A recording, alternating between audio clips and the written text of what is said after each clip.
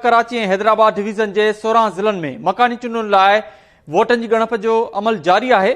गैर हतमी ऐं गैर सरकारी नतीजनि जे अचण जो सिलसिलो बि जारी आहे।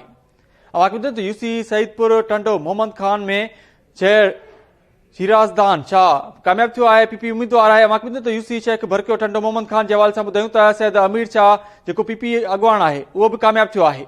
यूसी बुलड़ी शाह करीम टंडो मोहम्मद खान जे हवाले सां ॿुधायूं त यार मोहम्मद लाशारी उम्मीदवार आहे पीपल्स पार्टी जो जेको कामयाब थियो आहे। यूसी चनो कात्या टंडो मोहम्मद खान में ज़हीर निज़ामानी पीपी अॻवान आहे, बिना मुक़ाबले कामयाबी माणी आहे। अव्हांखे ॿुधायूं त पीपी अॻवान ज़हीर लुंड बि पीपी उम्मीदवार आहे जेको बिना मुक़ाबले कामयाब थियो आहे। यूसी कैटी बंदर ठटे जे हवाले सां ॿुधायूं त अब्दुल अज़ीज़ जत आहे पीपी उम्मीदवार जेको बिना मुक़ाबले कामयाब थियो आहे। टाउन कमेटी वार्ड 7 जे हवाले सां ॿुधायूं त जीडीए उम्मीदवार कामयाब थियो आहे। अव्हांखे ॿुधायूं त अब्दुल खालिक घराणो आहे पीपी अॻवान आहे। Tando committee Nasarpur ward number 6 जो उम्मीदवार आहे जेको कामयाब थियो आहे। सजाद अली शाह आहे आज़ाद उम्मीदवार, उहो नाकाम थियो आहे।